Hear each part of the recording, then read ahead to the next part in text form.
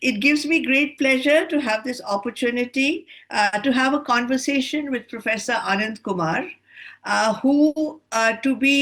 to use a much used word, uh, needs no introduction. But in his case, it is not out of politeness. It actually resonates both through the academia and the larger public sphere.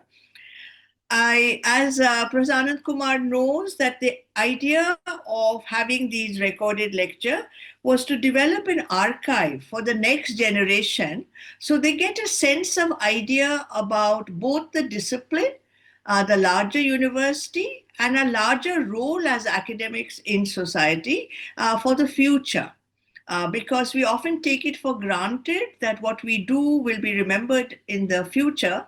But I think we need a culture of recording, particularly in the contemporary times.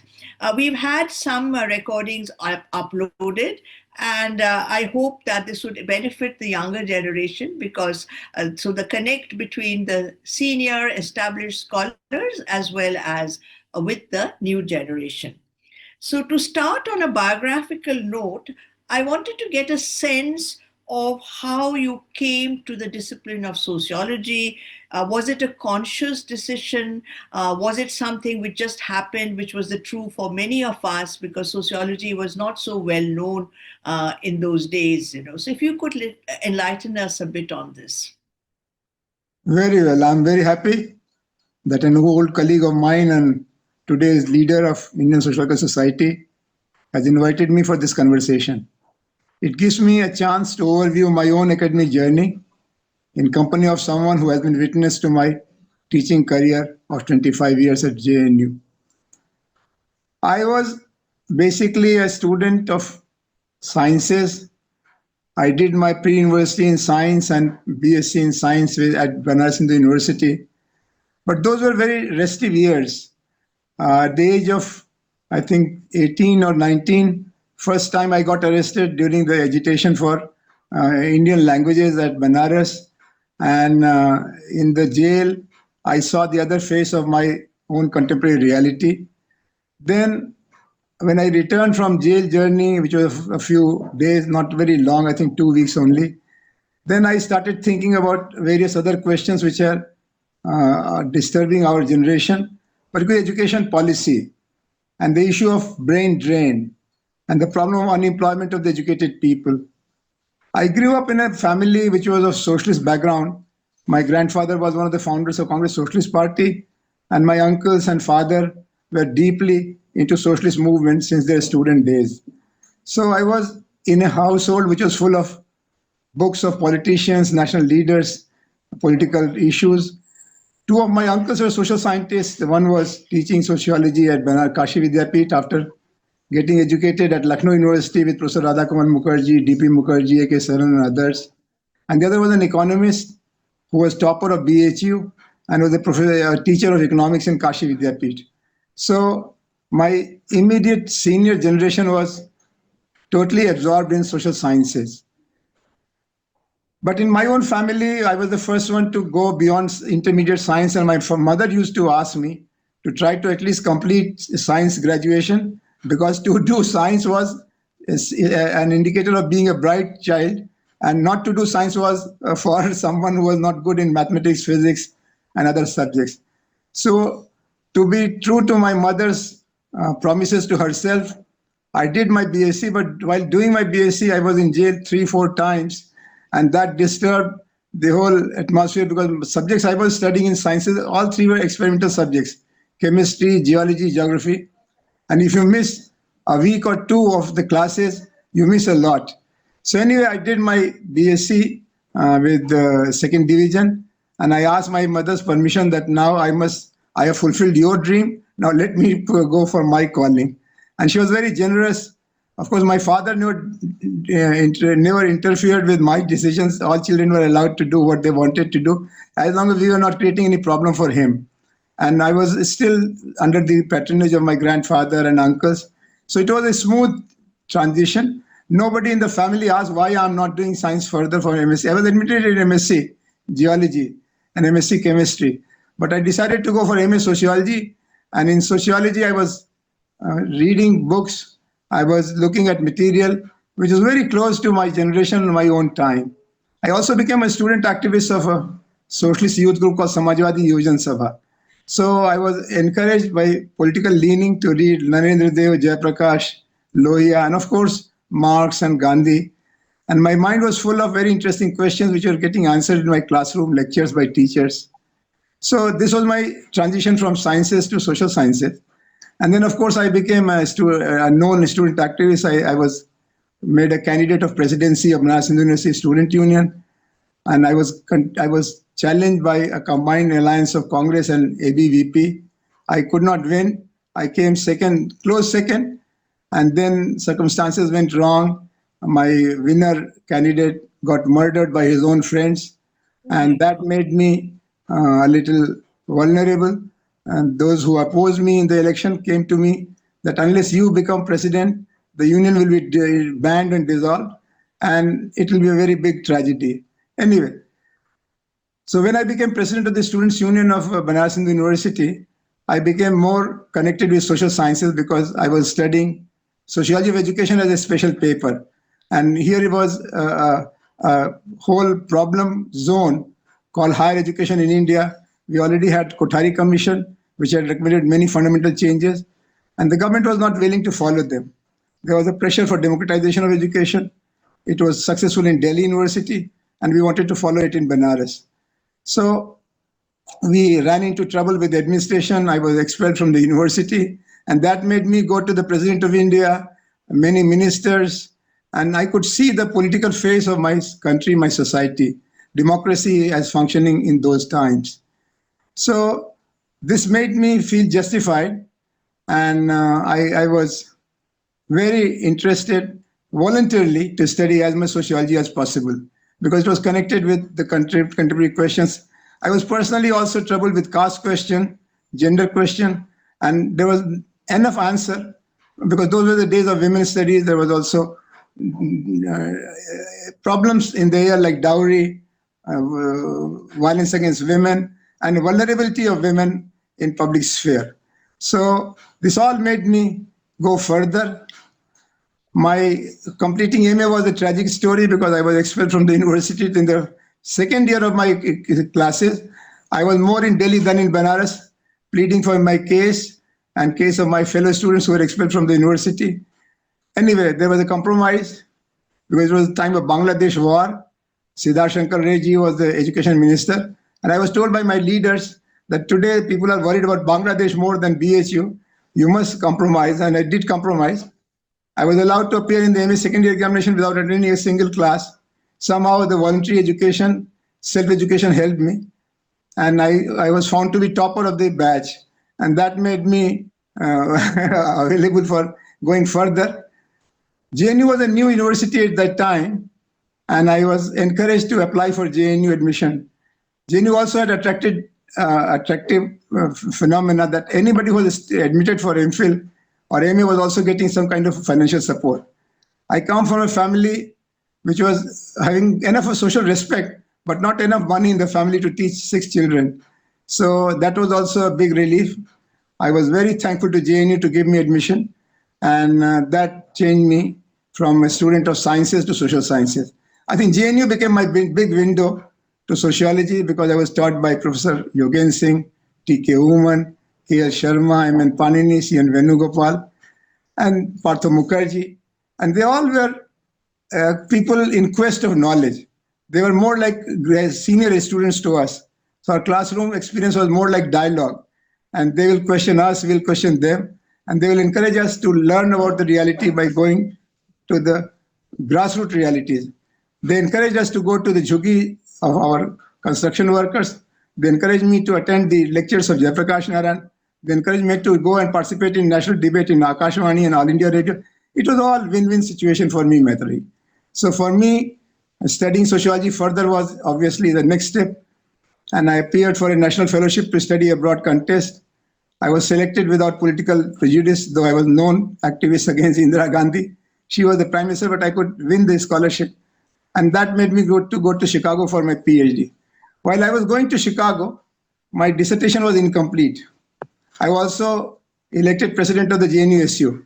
But my teacher, Professor Yogen Singh, told me very firmly that, look, unless you submit the MPhil dissertation, I will not give you a certificate, a testimonial to go further. And I felt a little angry that he's not caring for my future. He is not, because, MPhil was not a known degree in Chicago. It was not needed degree. But he said, look, you have been awarded this fellowship. You got 2 years and 2.5 years of support. Now you must not betray your country. You are going to Chicago, well and good. I wish you luck, but I will not give you a certificate of migration certificate unless you submit a thesis. So anyway, I felt angry at that time, but I feel obliged today that Partha Mukherjee and Yogen Singh guided me for my MPhil thesis. And then I went to Chicago. Chicago was a Can I dream just land. interrupt 1 minute? What Yeah. was your MPhil on? I studied what you call student unrest and university governance. I told them that, look, I was expelled from BHU. I have known the situation from inside. Here I am in JNU for 2.5 years, which is a very different place where students are elected to academic council. There is no decision without student faculty committee consultation. It was a participatory learning. And BHU was very feudal at that time, where there was no space for student voice and consultation was not the practice. So I proposed that I will write about what I have gone through. They said, but this should be an academic exercise. It should not be biographical. I said, of course. And then I used a lot of available theoretical material at that time. And the other interesting part of the story was that when I started writing, I told them very quietly, very honorably, that I'll be submitting my thesis in Hindi. It was a big shock because Professor Partha Mukherjee said, look, my mother tongue is Bengali. I know Hindi very well, but I don't know Hindi enough to guide a Hindi-speaking student to write his thesis. Then Yogen Singh was included in the examiner supervisor panel, and I submitted my thesis. I told Professor Yogen Singh, you come from Basti. Professor Partha Mukherjee comes from Patna. If you don't allow us to write in Hindi, who will allow us? And this was a potentially problem area. As I told you, I was also president of the student union. It could have exploded into some nasty thing, but no. I thank my teachers that they were very persuasive, and I thank my academic system that they allowed me to use the option of Hindi. But Professor Yogen Singh asked me that, what will you do with this Hindi thesis? Who will use it? And it's very true that till today, I have not been able to publish it. And it was not, when I went to Chicago, they said, you have done MPhil, that's good. It is equal to our MA. We'll give you 1 year rebate, provided you translate the whole thesis into English and submit the whole text into English. In that period, Yogen Singh Ji was in Canada. I called him once just to say hello. He said, how are you doing? I said, I'm busy translating my thesis. He said, you have been positively punished. I told you that your Hindi language love is okay, but not at this point of writing your thesis, because the language is still commanding the attention of the academic community. And if you want to communicate in academic community, you should not insist on using Hindi. I'm very happy with his guidance, and I'm happy that I obeyed them. My obedience helped. In Hindi, the first journal was published by Indian Sociological Society, Bharati Samaj Shastra Samiksha, which is now still running under your leadership. But it was only after 20 years, 25 years, that it was possible to produce a standard journal in Hindi. So that was another twist to my MPhil and JNU story. When I went to Chicago, I was lucky to have teachers like Bernard Cohen. I had lucky to have teachers like Milton Singer, Edward Shills, Lloyd and Susan Rudolph, Ralph Nicholas, many giants who were there in the textbooks in our time at JNU, but they were alive in my classroom. And I was also able to study with Professor Wallerstein, who invited me for a special semester course, where I was able to study with Professor Ramkrishna Mukherjee, Giovanni Arrighi, Perry Anderson. So it was a good experience. But yes, when I was doing my MPhil or PhD, I also ran into trouble with our government because they had declared emergency. And I found that it was very unfair to Jayaprakash Narayan. And I created a group called Indians for Democracy. And soon my scholarship was suspended. My passport was suspended. They advised me to go back to India. And when I consulted people in India, they said, hang on, you come here and you become one more number of people who are behind the bars. You try to do whatever you can do from America. And I was successful in creating a bit of awareness, mobilization. Anyway, so When emergency was over, I was again back to studies. And in that period, I was able to get support to go to SUNY Binghamton, where Wallerstein was teaching. I did 6 months of work in British India Library in London with Professor Meghna Desai as my consultant at LSE. It was a joy journey. Yeah, this seems like a fairy tale, with all the Indians in and out Yes, of jail, expulsion, suspension, and then the best academics you could have. yeah, Uh, there were many twists and turns which were unexpected. yeah, But sociology was so attractive that you could do self study and you could go through the tests and exams and term papers without yeah. much trouble. There were two things which I wanted to follow up with what you were saying. One was, that in your life you embodied that connection between the classroom and the larger world, larger political world. Yes. Now, in the current context, do you see a shift? Because there is an increasing labeling of people who do that. So how, and the emergency was a specific period of history, 19 months. But now there's a general culture that what are you doing? Why are you wasting your time? Very true. Actually, in my generation, it was sciences versus social sciences. Now it is management versus social sciences. People Correct. suggest you to go to management because there is a clear job market linkage between management studies and your study and your possibility of getting a good job. Then there is also this pull of going to the global market. You may work in India, but try your luck with the global companies. They give you better salary, they give you more prestige, what they call corporate world. So it is a very unfortunate turn. Sociology is much more needed today, much more relevant today than in my generation, because in my generation the gender question was not open, caste question was hidden, communalism was not so obvious, the issue of nation building was not so challenged, globalization versus nation building was not an agenda at all. So it is much more needed today to understand dynamics of power, institutions and processes, problems and prospects, possibilities and challenges. But somehow, given the job market, there is also a twist in the job market.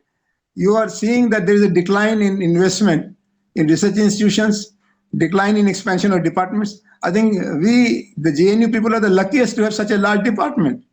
Many central Absolutely. universities have not more than half a dozen teachers, and they have to teach 16 papers or 16 courses. So yes, there is a decline in the prestige of social sociology, whereas there is increase in the scope of sociology, function of sociology. Look at our research committees. We have so many research committees, and still many more are needed. Why? Because social analysis is becoming more and more relevant.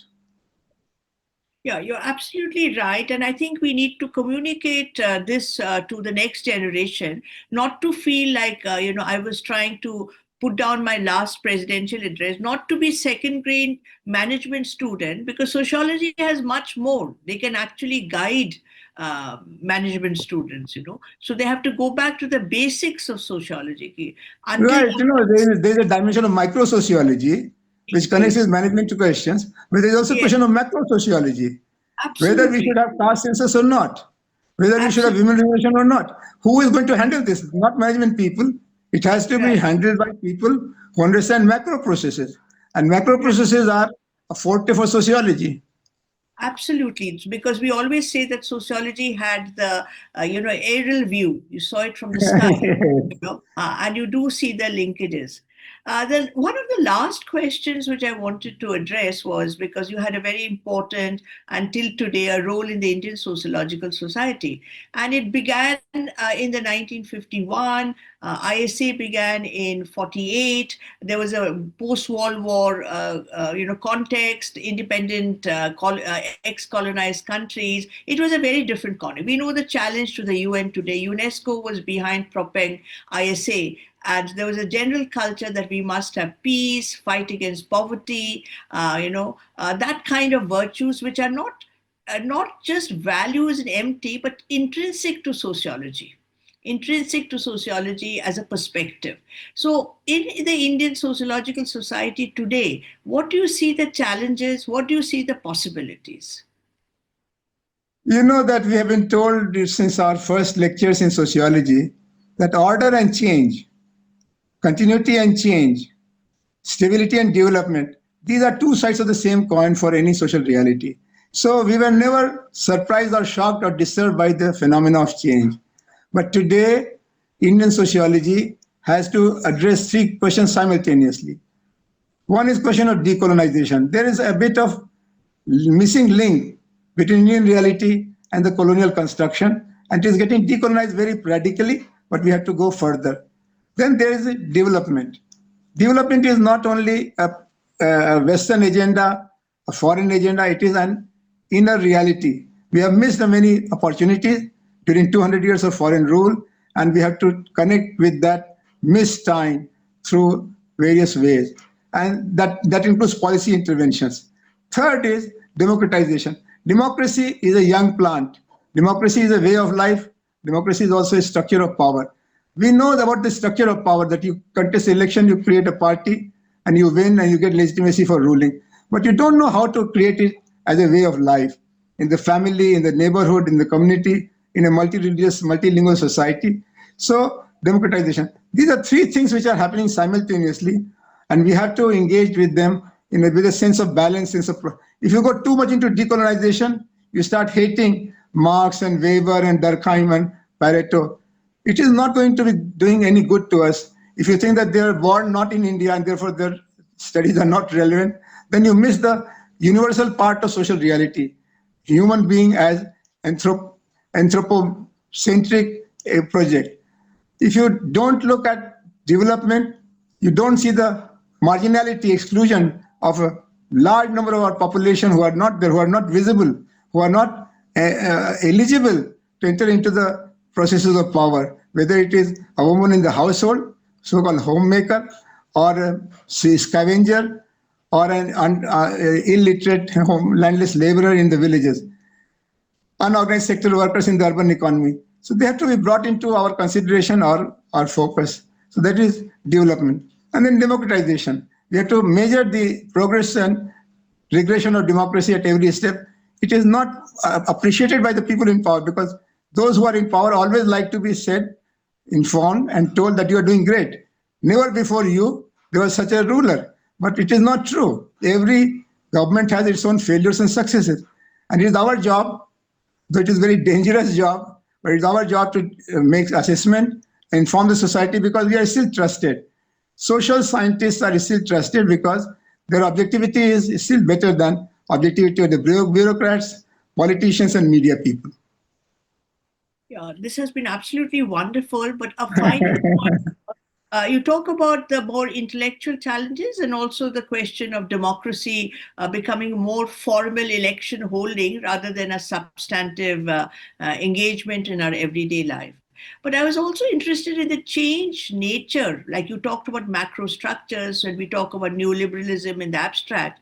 But in our everyday life, we become more and more self-driven, the self as an entrepreneur, and any situation, whether a university or an association, becomes a site for individual upward mobility.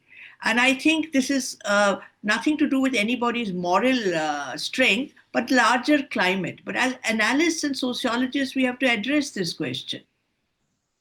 Yes, I feel very jealous with the students of my contemporary years, because they have more information, they have more capability, they have more access to concepts, theories, and data.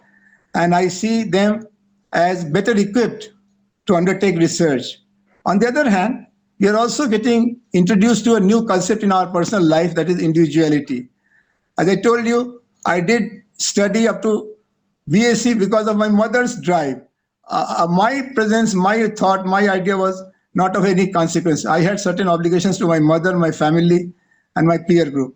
So individuality is becoming a new currency which excites some people, which intoxicates some other people. Don't get intoxicated by individuality, because individual mobility has to do with collective well-being. If Indian Sociological Society is not there, who will give you value as managing committee member? Who will recognize you as president or secretary? But if Indian Sociological Society is there, that is, a collectivity is there. See, same holds true for community, same holds true for village, same holds true for the country. You have to be collective, part of the collective, at the same time attracted to your individuality. I'm very happy that young girls of 17, 18 years are found to be in international universities from India. where Gandhi was not allowed to go out to study abroad because he was too young. He was too vulnerable to Western influences, though he was married. And today, parents don't think twice about sending their daughter, what to talk of sons, to international centers because they think that it is their individuality which has to be cultivated apart from our collective family identity. So there is some support for individuality, but don't make individuality as your prime mover because if you become too individualistic, you become isolated and no man or woman is an island. Thank you so much, Anand. I mean, this will be Thank you. absolutely treasured for the younger people. And there are things which I didn't know about. You're in and out of jail, many suspensions, and of course, and I think you've summed it up so well. Thank you very, very much. And, I really look forward for I'm the, so privileged that you decided to talk to me, and no, I'm so happy that you are recording it for the coming generations. And I wish the new generation very well as a young sociologist of the country. Thank you so much, Maitri. Thank thank you you, so much. thank you, thank you.